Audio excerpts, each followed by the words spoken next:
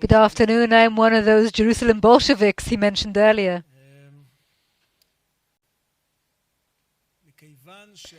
Since this conference focuses on terrorism, that will be my point of departure.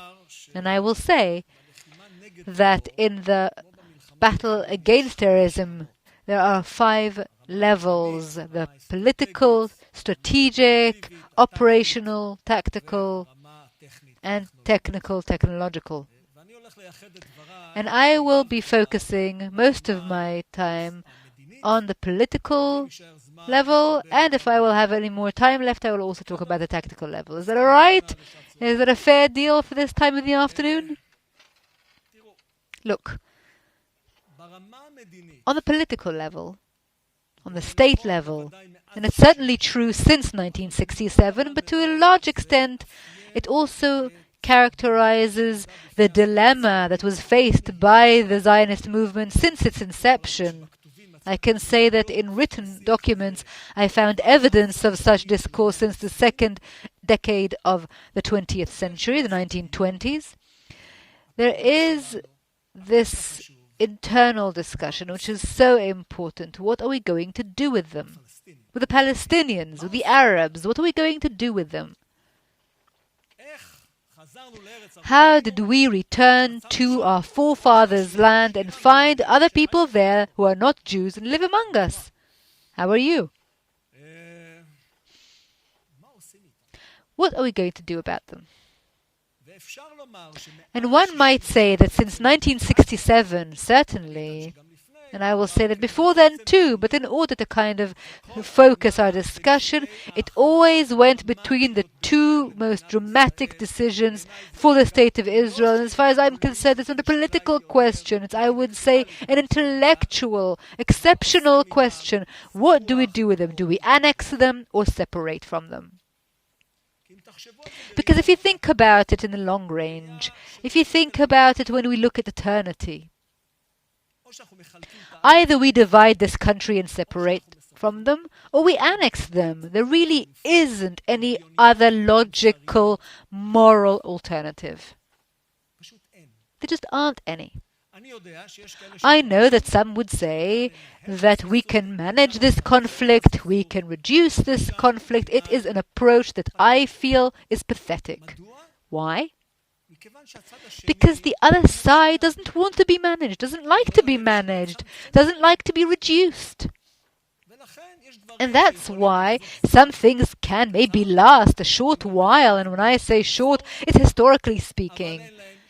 But it has no chance to last in the long range. And if we look at the trends on the ground since 1967, and certainly since the first Intifada, it is always moving in this tension between annexation and separation. And if I were to say, in general, broad strokes, as long as everything is quiet in terms of security, the annexation trend grows.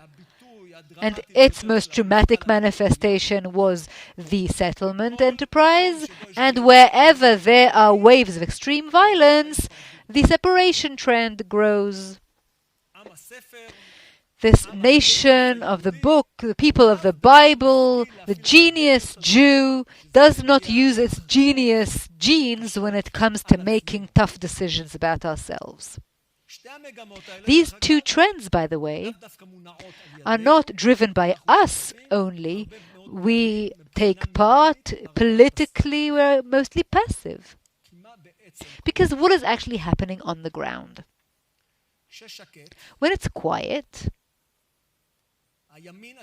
the far right, the extreme right, which are a minority in terms of their numbers, although they are certainly growing, and I find that disturbing, I'll talk about that in a minute, is trying to realize its political vision on the ground. And by doing so, we see them taking over more and more areas. The main problem with taking over these areas is that it leads to one place. The territory, the grounds, are not the important part. What's important is the people living there. And the state of Israel, if it were to realize this vision, will in fact bring into it more millions of Palestinians. I don't think that this is anything new to anyone here, no matter what you believe or don't believe in and what numbers and figures you use. Ultimately, between the Jordan River and the beach, within the borders of mandatory Israel, there is a very similar number of Jews and non-Jews, of Arabs. And if you think that this Zionist enterprise can continue with 50% Arabs and 50% Jews, most of those Arabs are full of hate and want to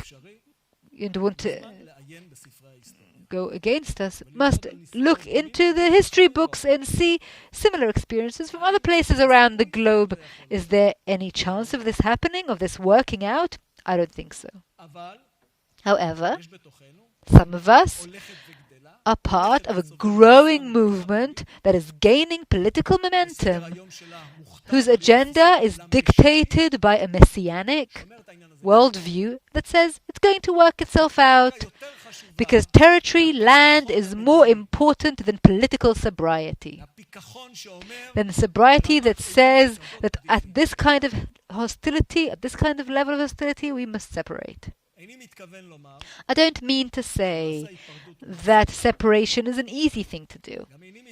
And I don't mean to say that, unlike some of the people that have spoken using this terminology 30 and 20 years ago, perhaps less than that, that immediately upon separation, an eternal peace will begin for the state of Israel. I don't mean to say that. When I look into the future, in the future too, as part of this process between us and the Palestinians, there will be ups and downs, there will be waves of violence, there will be challenges. The future will not only be pink and rosy. However, we must decide, and the decision has to be between separation and annexation.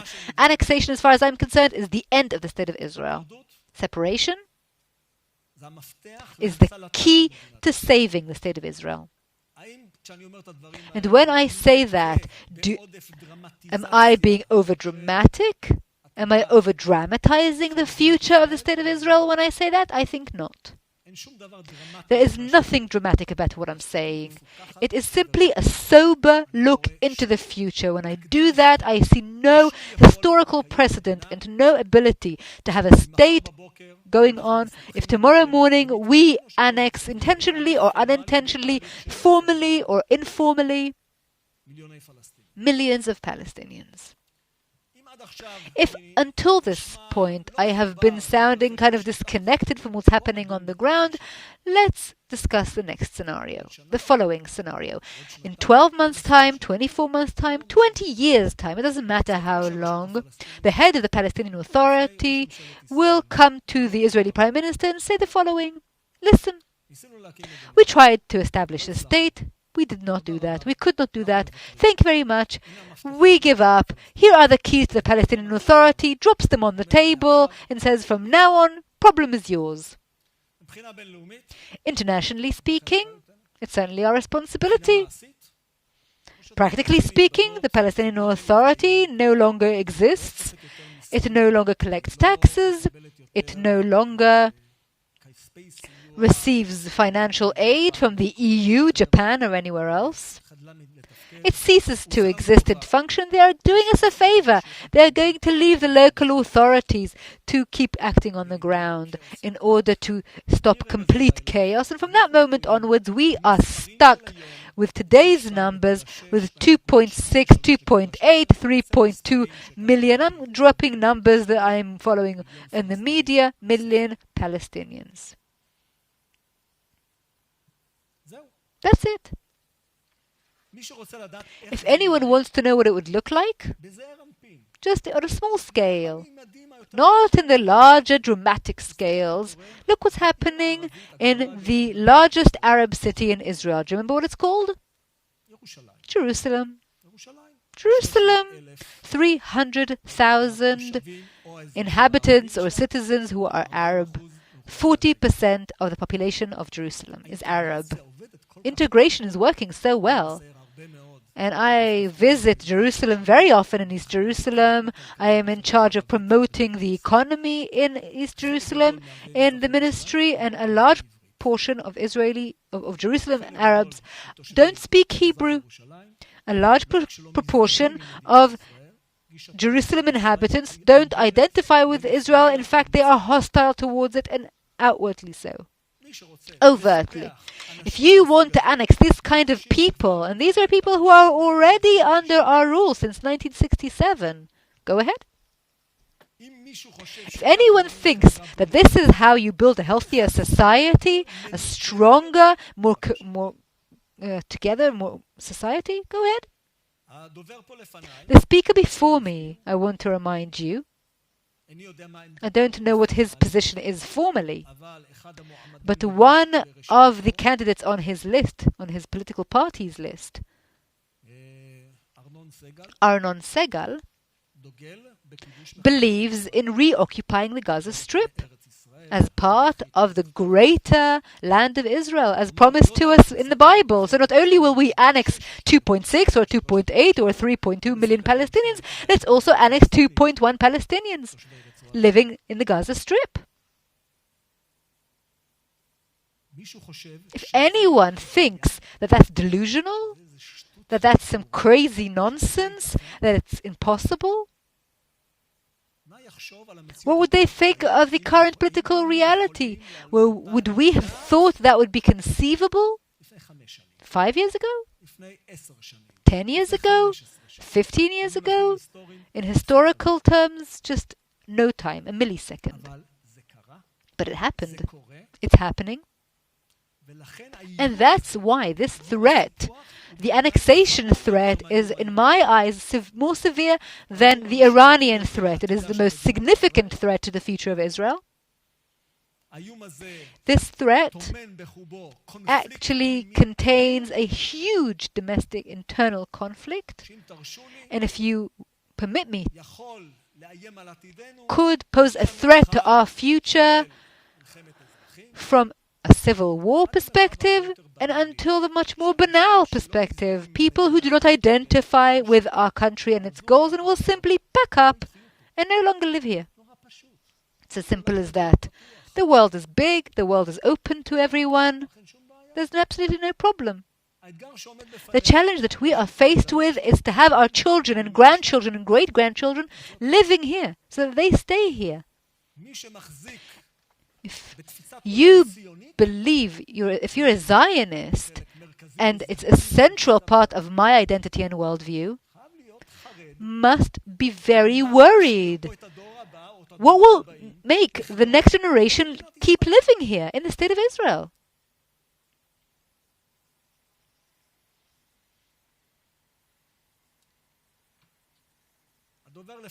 The speaker before me does not only express a threat to our ability to live here. We're talking about, and we need to speak clearly in simple, clear Hebrew terms, about Kahanism. What is Kahanism? What is this threat? The most significant representative of which now in current day Knesset is Itamar Ben-Gvir, and may I remind you how well he's doing in the polls right now. He's going to have more power, double the power that Meretz is expected to have. Kahanism is based on 4 principles. The first, taking away the rights of Israeli Arab citizens by threatening to transfer them and to use violence against them and take revenge on them. The second principle is to completely separate Jews and non-Jews by implementing racial laws and enforcing them. The third principle, taking away the democratic regime. And 4, taking away the secular, liberal, left-wing Jews' status. And in the Kahanistic language, fight those who are who do not believe in God. This is not child's play. This is what's happening. And in Tomer Persiko's language, he describes it as follows, Kahanism that is.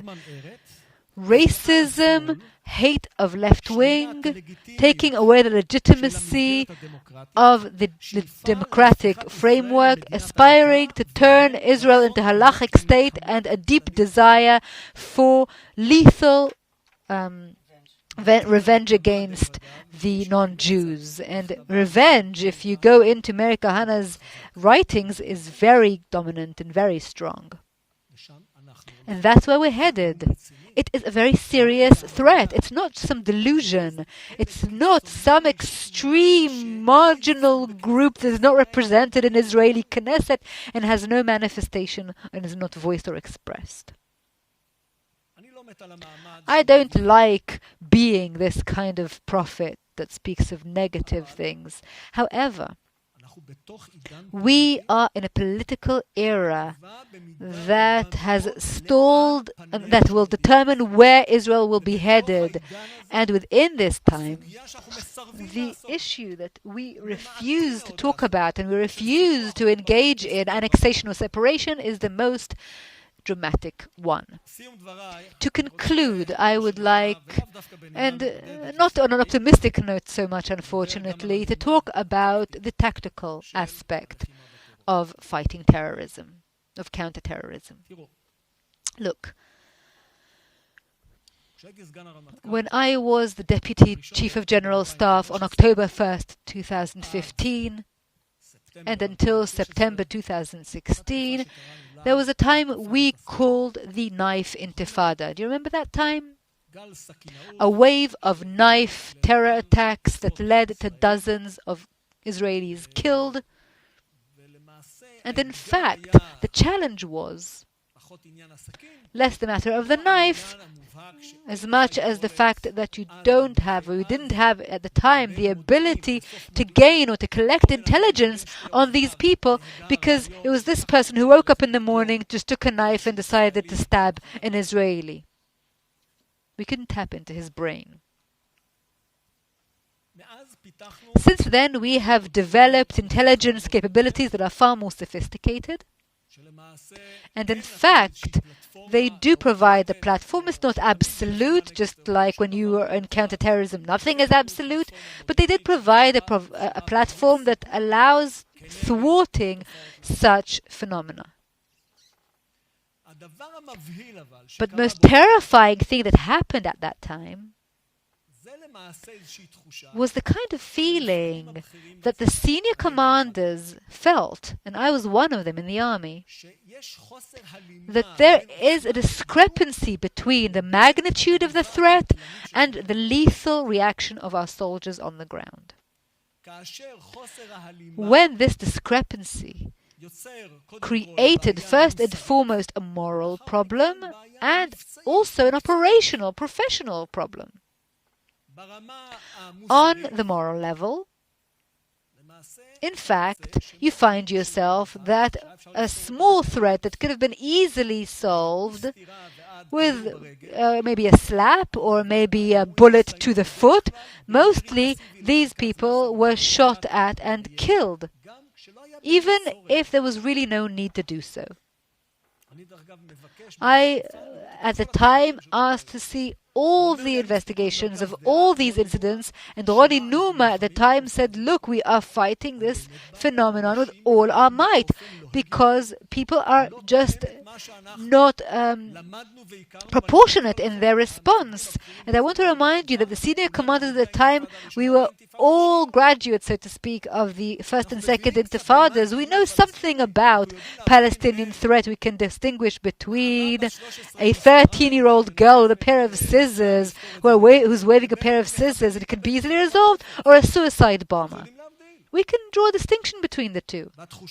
And we felt that on the ground, people are not making that distinction. And the fact that people on the ground were not making that distinction was a reflection of the gap between generations and what happened between the two generations. A generation is growing that is terrified, that is hysterical to some extent, and for every small threat uses all its force. A generation that feels that the Palestinians' lives as something contemptuous, as something that is not important, and a generation that is conducted, and certainly in terms of fairness, it's a problem, but they're creating an operational problem on the ground because there's a huge problem, there's a huge difference between impacting the grounds when a certain person dies and people mourn him, or because if a person just got shot in the leg and had to go to hospital and get treated there. And you can actually ignore, in a way, this problem. So the impact on the ground is a negative impact. It's a bad impact for us because it goes against everything, as we, senior commanders, know is the right thing to do. And here we see, and when we ask why is it happening, it's not because the younger generation is not as good as we were. Not at all. It's happening because this sense in the public, this kind of atmosphere, it crosses borders. It doesn't only have to do with people wearing uniform or not wearing uniform, in the IDF or not in the IDF. It's a kind of blanket, a soft blanket that covers Israel as an entirety. And under that feeling, it's all permitted. You're allowed to do everything. That's how I interpret things, and you can, say the opposite.